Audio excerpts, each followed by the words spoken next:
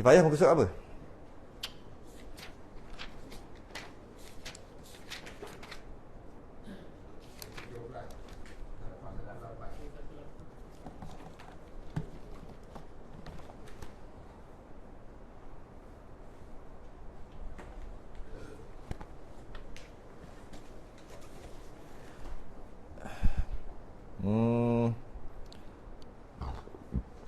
Kifayah.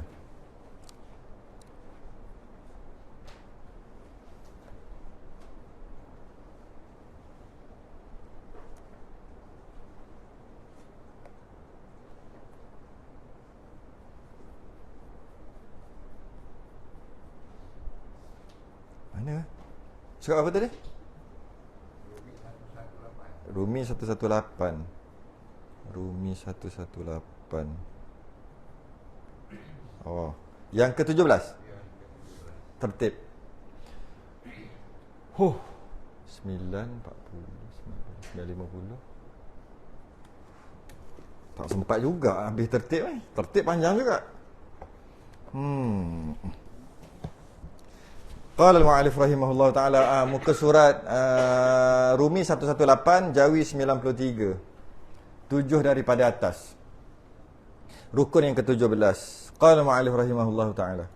Dan rukun yang ke-17, rukun sembahyang yang ke-17, daripada segala rukun sembahyang itu tertib. Tertib tu orang dulu selalu sebut yang dahulu didahulukan, yang kemudian dikemudiankan. Orang dulu cakap itu lah. Maknanya ikut apa dia panggil? Aturan. Ikut aturan. Bukan susunan. Boleh jugalah, tapi ikut aturan. Yang dahulu didahulukan, yang kemudian dikemudiankan. Itu maksud tertib.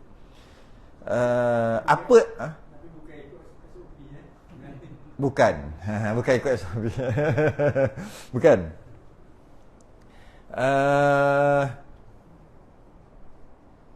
Tertib antara segala rukun itu. Antara segala rukun. Kan rukun kita dah bincang 16 lah. Sebab ni yang ke-17. Kita dah bincang 16 lah. Antara tu tertib. Tertib ikut yang dahulu-dahulukan, yang kemudian dikemudiankan. Jangan duk campur-campur gitu. Yakni beraturan segala rukunnya. Beraturan seperti aturan yang tersebut. Ikutlah 1, 2, 3 sampai 16 tadi. Dan telah maklum keadaan segala rukun yang tersebut itu terbagi atas 3 bahagi. Jadi tertib, nanti dulu itu. Tertib perkara pentinglah dalam ibadah ni, tertib ni. Sebab ada ibadah yang tak ada tertib. Ada ibadah yang wajib tertib. Ada ibadah yang tak wajib tertib. Jadi solat adalah ibadah yang wajib tertib, yang mesti kena tertib. Ibadah yang lain yang ada tertib, contohnya macam tayamum, wuduk ada tertib. Tayamum kena tangan dulu, baru muka. Wuduk muka, tangan, kepala, kaki. Itu dia tertib. Ada juga macam tu juga solat dia ada tertib. Zuhur dulu, asar ikut tertib. Dan ada juga tertib sunat. Tadi tertib wajib, ni tertib sunat. Tertib sunat ni macam nak qada sembahyang, tinggal dulu banyak sembahyang nak qada, harus boleh buat subuh, zuhur sampai lebam boleh. Tapi sunat, tertib sunat ikut turutan. Zuhur, asar, maghrib, isyak, subuh.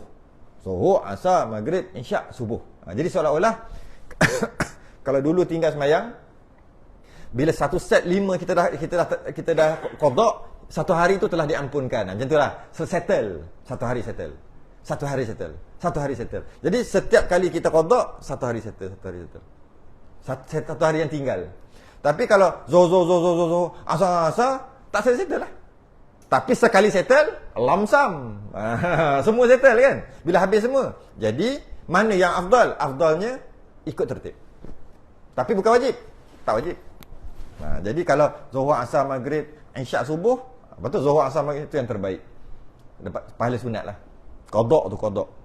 Tapi paling payah. Dia lebih senang qada subuh dulu sebab 2 rakaat. Jadi kalau nak mula, tak mula-mula. Mula dengan subuh dulu. Jadi laju. Lepas tu barulah bila dah habis dah. Okey. Maghrib pula sebab subuh dah habis. Dia baru ada semangat. Tapi kalau nak qada nantilah, tahu-tahu umur 60. Tak qada. Dia gitu. Jadi nak tak nak, Tak apalah, tak ambil yang afdal, subuh pun tak apalah. Orang sembahyang qabliyah ba'd dia qada subuh. Tak adalah kunut, standard lah jangan buat kunut. Malu kat orang, malah menjatuhkan air muka. Jadi tak payahlah kunut. Orang ingat gaji sembahyang sunat. Siap orang tolak imam lagi sebab gaji sembahyang sunat. Padahal dia qada saja. Janganlah beritahu orang, malah haram beritahu orang.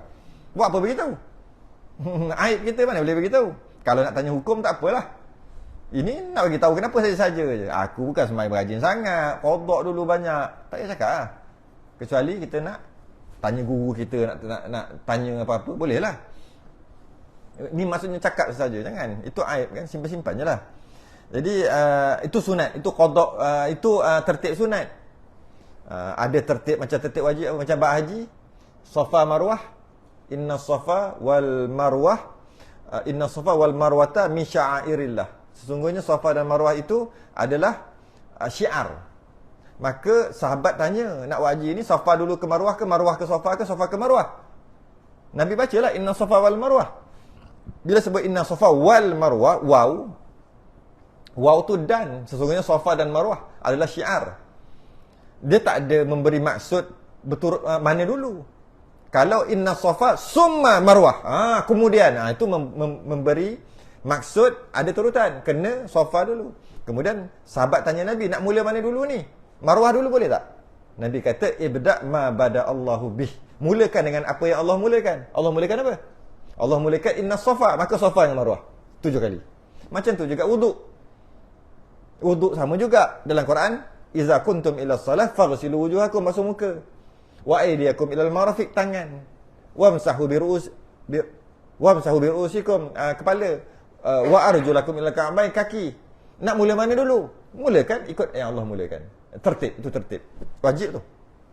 Tertib. Malah nak makan nasi pun tertib dia makan buah dulu. Kan? Makan buah dulu. Saya pernah sebut dalam kitab Kifayah ni lah. Macam mana, kenapa kita makan buah dulu baru makan nasi kan? Daripada Quran, daripada surah Waqiah kan? Wa fakihatin mimma yatakhayyarun. Dan mereka masuk syurga nanti mereka makan buah-buahan. Lepas tu sambung. Seorang tak apa? Bukan Al-Hafiz ke Al-Hafuz. Ni surah Waqiah je pun. Wa fakihatin mimma yatakhayyarun wa lahmi tayrin mimma yashtahun. Kemudian bukan kemudian, ayat seterusnya lepas makan buah-buahan, wa lahmi tayrin mimma, makan burung, atau mudah kata makan berat lah, makan berat. Tadi makan ringan. Sebab tu kita makan buah dulu. Ikut Quran. Ikut tertib, tapi tertib sunat. Lepas tu sambung ni. Wa lahmi tayrin mimma yashtahun wa hurun ain. Apa hurun ain? Bidadari. Apa tu bidadari lah? Takkan tak faham lagi.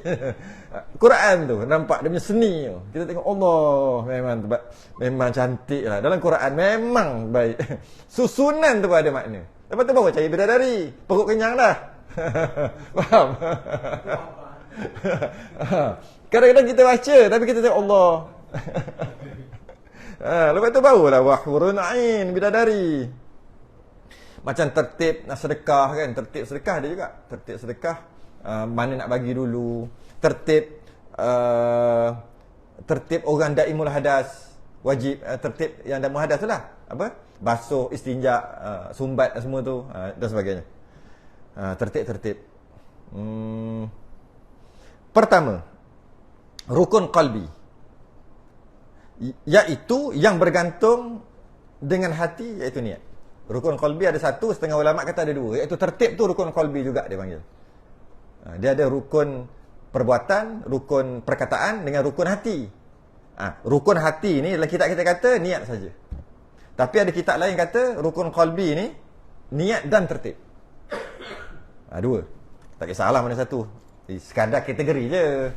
Sekadar kategori. Dia nak mengkategorikan rukun-rukun sembahyang 3 kategori. Pertama, rukun qalbi, iaitu niat dekat hati.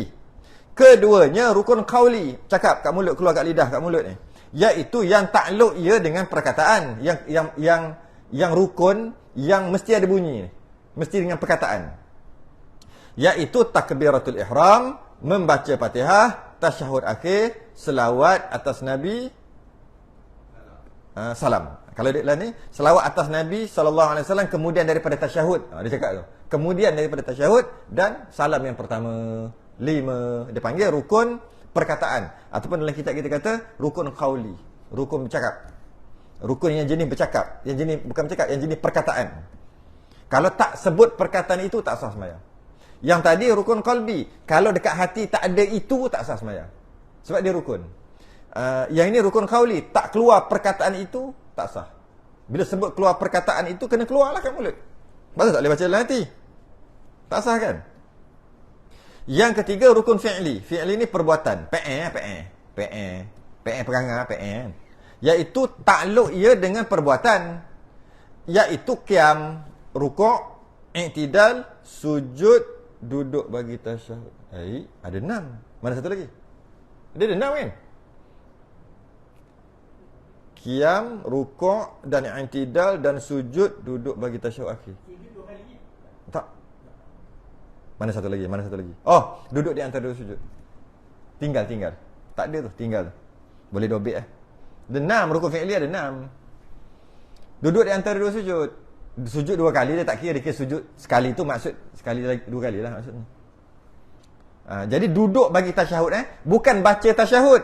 Yang ke atas tadi rukun qauli, tasyahud akhir dan tasyahud akhir. Itu tasyahud, itu baca, itu perkataan. Yang rukun fi'li ni duduk. Jadi sebenarnya tasyahud akhir itu takut salah faham bab tasyahud akhir. Sebab ada perkataan tasyahud akhir dekat rukun fi'li. Yang kita nak bukan tasyahud akhir, yang kita nak duduk. Tapi kata duduk mana banyak duduk ni? Duduk tahiyat akhir. Bukan tahiyat akhir tu nak tu duduk. Jadi kalau kita baca kita alamak. Rukun qauli ada tasyahud akhir, tahiyat akhir. Rukun fi'li pun ada tahiyat akhir juga. Bukan. Bukan nak duduk, bukan nak tasyahud akhir tu, dia nak kat duduk tu. Jadi 6 5 rukun qauli ada 5, rukun fi'li ada 6, 11. Lepas tu rukun qalbi yang hati ada 1, 12, tambah tu lagi tertib 13. Tapi dalam kitab kita 17, samalah. Dia keluarkan tumakninah je kan. Okey. Tapi sebenarnya kalau nak kata tertib, kalau lah dia kata tertib macam tu, ikut tertib tu, tak boleh juga. Salah juga. Sebab ada rukun-rukun yang kita dah bahas sebelum ni, 16 rukun tadi. 16 rukun tadi, dia tak tertib. Dia muqaranah. Dia sekaligus. Contohnya, masa duduk tu, baca tasyahud. Bukan. Baca tasyahud, selawat, salam.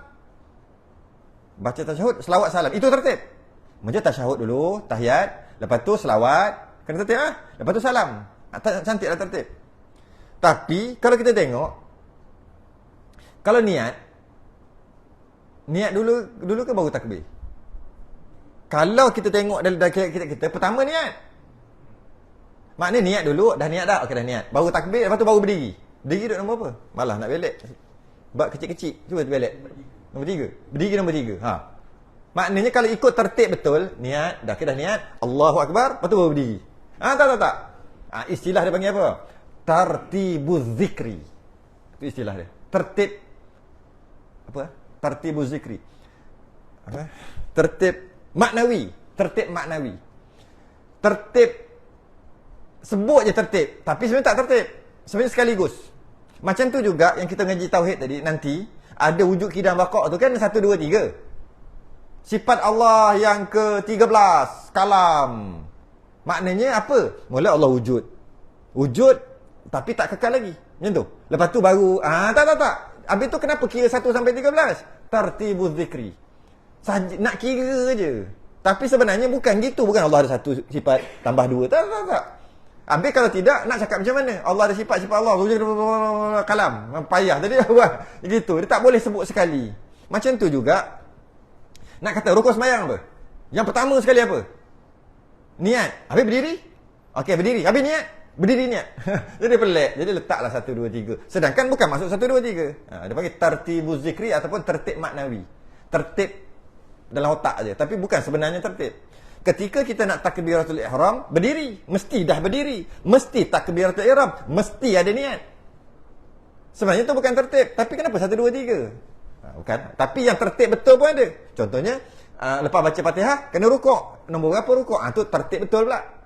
Jadi dalam yang kita mengaji ni, ada tertib maknawi, ada tertib sungguh. Jadi, jangan itulah. Jadi maknanya, ketika salam. Mana dulu? Duduk dulu ke salam dulu? Kalau dalam kitab kita. Duduk dulu baru salam. Duduk dulu baru salam. Kenalah kan? Duduk dulu baru salam. Tapi sebenarnya, salam tu mesti duduk. Kalau salam berdiri tak boleh. Habis dah duduk, dah baca tahiyat, dah duduk. Dia pun bangun. Assalamualaikum warahmatullahi wabarakatuh. Tak boleh. Kata tertib. Ikut tertib lah. Lepas dah duduk dah. Dah selesai dah rukun duduk. Rukun baca tahiyat dah selesai dah. Sekarang rukun salam. Salam bukan duduk. Maka aku berdiri. Tak. Sebenarnya, salam tu mesti duduk. Jadi sebenarnya, salam dan duduk tu sekali. Dia bukan tertib. Salam dengan duduk. Dia sekali. Macam tu lah. Kita boleh faham benda tu.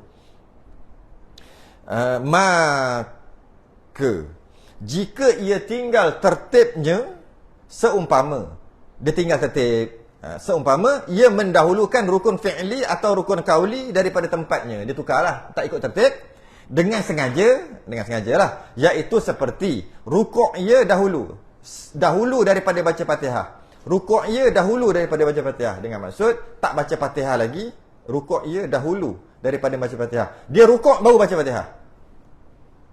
Sedangkan habis baca Fatihah dulu baru boleh rukuk. Tak, dia rukuk dulu baru baca Fatihah. Kan dia telah melanggar tertib tadi. Sedangkan kalau ikut tertib baca Fatihah duduk nombor berapa? Nombor 5 ke berapa? Rukuk duduk bawah lagi. Nombor seterusnya. Tiba-tiba dia rukuk dulu baru Fatihah, maka dia telah langgar tertib. Okey? Satu, maka tak batal lah satu. Atau sujud sebelum ia rukuk. Sedang kita tahu rukuk awal-awal sujud dah berapa dah kalau ikut tertib tadi. Maka batal lah. Atau memberi salam ia dahulu daripada tasyahud. Memberi salam ia dahulu daripada tasyahud. Bagi salam dulu baru asyhadu. Langgar tertib lah. Okey? Batal semayangnya. Sebab apa batal? Sekerana bermain-main. Dikira macam main-main lah. Main-main. Okey? Bersalahan. Lainlah. Bila sebut bersalahan, yang tadi batal, yang ni tak batal. Walaupun langgar tertib. Bila sebut bersalahan, maknanya nak bagi tahu, yang tadi tu semua kalau kau buat langgar tertib, batal. Yang ni langgar tertib pun tak batal. Macam mana? Bersalahan. Mendahulukan rukun qauli yang lain daripada salam. Dia mendahulukan rukun qauli. Belum sampai waktunya, tapi dia dah baca dah. Tapi bukan salam salam tak boleh. Sebab salam je tu batas sembahyang. Daripada salam, kalau dia tak sampai waktunya salam, Allahu akbar, assalamualaikum, batal terus. Tak boleh. Walaupun rukun qauli juga. Selain daripada salam, kalau dia langgar tertib, tak batal. Okey? Selain daripada salam. Seperti mengucap selawat ia atas Nabi SAW dahulu, sebelum daripada tasyahud. Subhana rabbiyal a'la, Allahu akbar, asyhadu an la ilaha illallah wa asyhadu anna Muhammadar Rasulullah, at-tahiyatul mubarak. Kan dia dah langgar tertib, tak batal. Tak batal. Nak bagi tahu tu. Tak batal, tapi adalah kena buat. Maksud tak batal tu bukan adalah perkara kena buat, nanti disebut kat bawah ni. Atau membaca tasyahud ia sebelum lagi sujud. Sebelum lagi ia sujud. Allah. Dia baca masa sujud lah dia baca asyhadu at-tahiyah. Sujud tu at-tahiyah, tangan duk gini. Dia baca tak batal. Sedangkan lepas sujud baru tahiyat.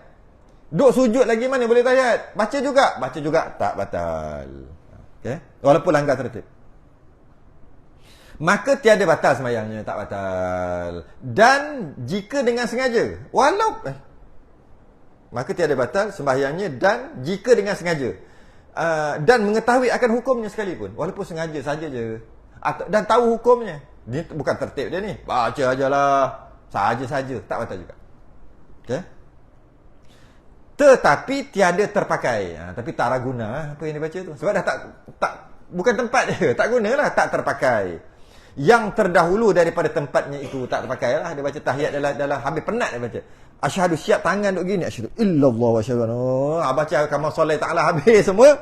Lepas tu Allahu Akbar. Tadi dah baca qiyam halal lah. Tak. At-tahiyah balik. Tak terpakai masa sujud. Ya? Macam itulah yang lain-lain pun samalah. Kiaskanlah. Maka hendaklah diulangikan dia pada tempatnya. Ulang balik. Baik, tak payah. Macam itulah. Hendak tu wajib lah. Hendak tu wajib lah. Wajib ulang. Wajib ulang. Hendaklah tu wajib dia ulangkan pada tempatnya. Yang dia baca tadi tak kira, tapi tak batal. Yang dia nak cakap ni tak batal. Tu je. Okey. Kalau dia tak ulangi, baru batal. Dia tak ulangi, lepas tu dia teruskan, baru batal. Dia salam ke baru batal.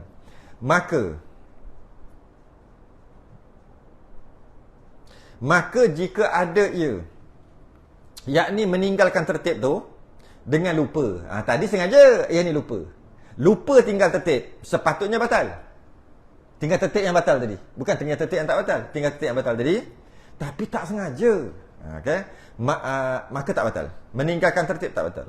Maka barang yang diperbuat dia, kemudian daripada yang ditinggalkan dia itu sia-sia juga. Samalah juga. Cuma, kalau dia sujud sebelum rukuk, sepatutnya batal. Rukuk dulu baru sujud. Rukuk i'tidal baru sujud.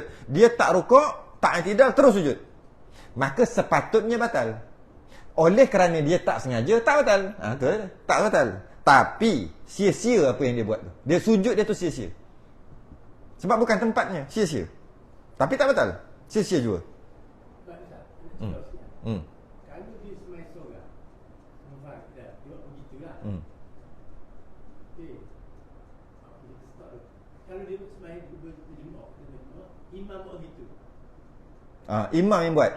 Imam yang buat. Dia tak boleh buat. Dia kena tunggu. Dia tak boleh kata, imam tak buat, aku yang buat.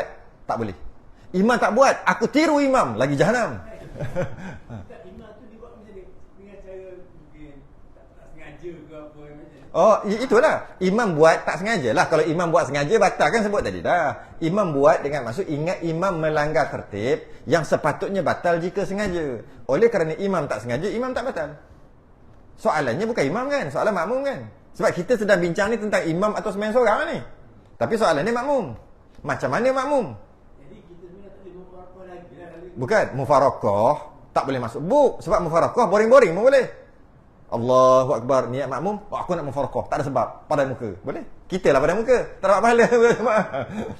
Mufarakah tak boleh masuk cerita ni. Sebab mufarakah ni, bila-bila boleh, imam ada masalah ke, imam tak ada masalah ke, boleh. Cuma, jika imam tak ada masalah, mufarakah hilang 27.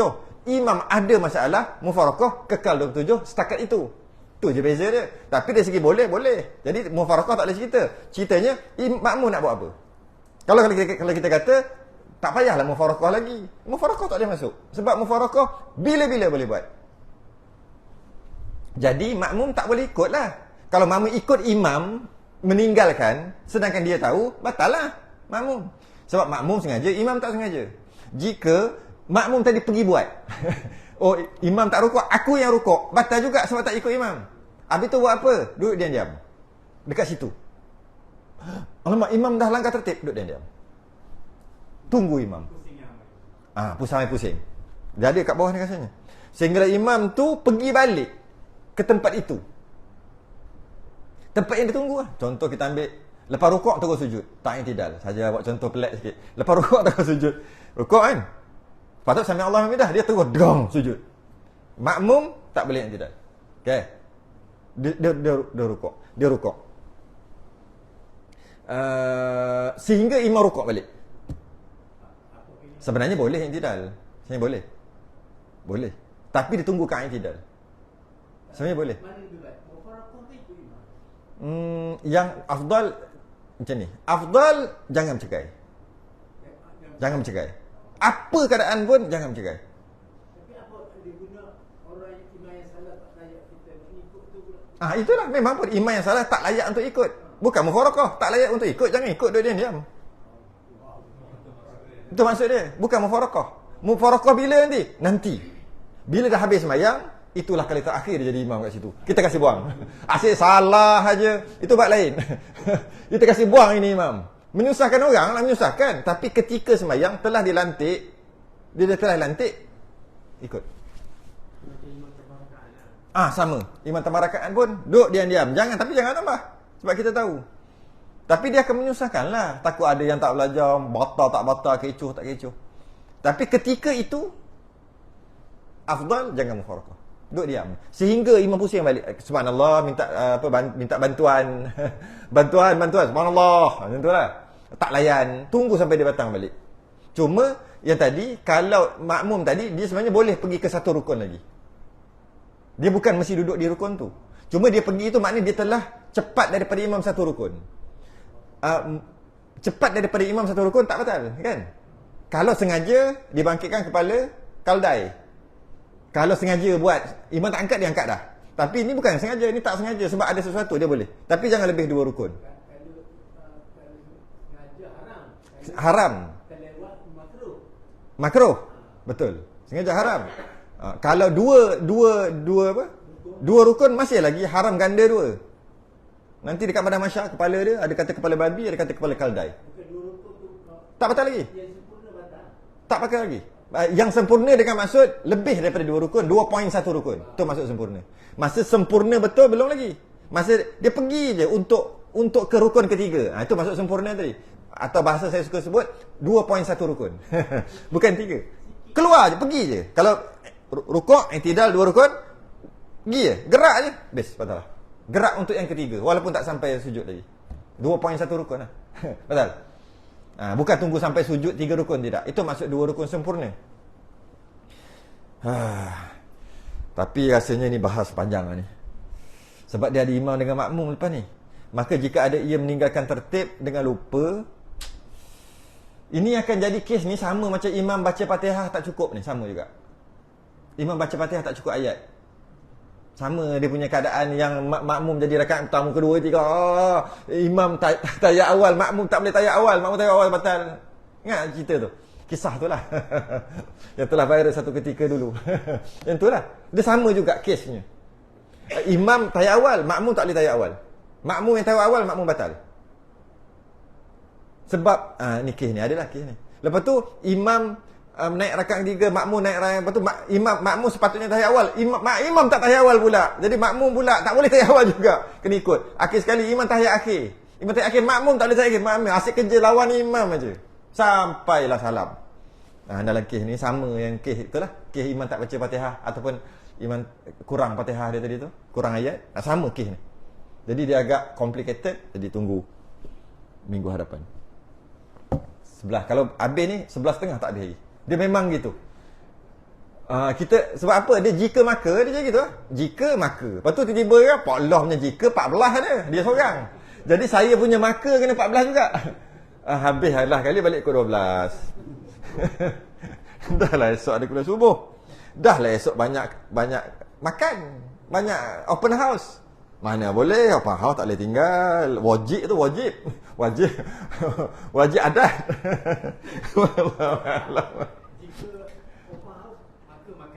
Jika ada open house maka pendekkan kuliah. Jika ada open house maka pendekkan kuliah.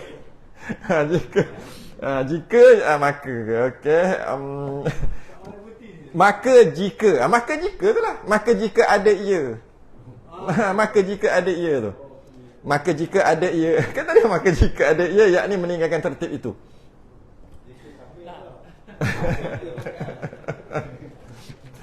Wallahu a'lam. Selain tasbih kafarah dan surah subhanallah.